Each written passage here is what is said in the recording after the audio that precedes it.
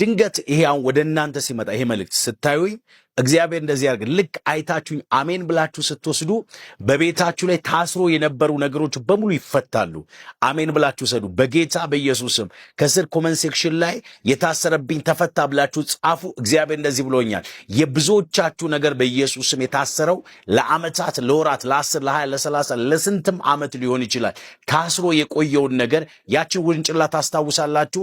ለረጅም ዘመን ታስራ ነበረ። ጊዜዋ ሲደርስ ጌታ ኢየሱስ እንደዚህ አላቸው፣ ሂዱና ያቺ ውርንጭላ ፈታችሁ አምጡልኝ። ወዳጆች እቺ ውርንጭላ ከዚህ በፊት የምሰራው ስራ ሌላ ነው።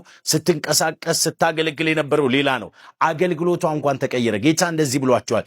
ታስራችሁ ያለ ስፍራችሁ የተቀመጣችሁ ሰዎች እግዚአብሔር አምላክ ከዚህ በኋላ እንደዚህ ይላቸዋል።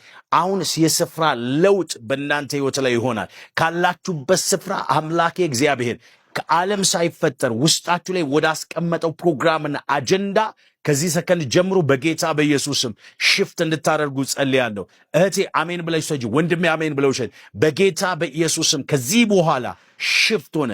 በኢየሱስም ሽፍት ሆነ። በኢየሱስም ሽፍት ሆነ። ኮመንት ሴክሽን ላይ እንደዚህ ብላችሁ ጻፉ። እግዚአብሔር ነገሬን ሁሉ ሽፍት አድርጓል ብላችሁ ጻፉ። በኢየሱስም ተፈጸመ።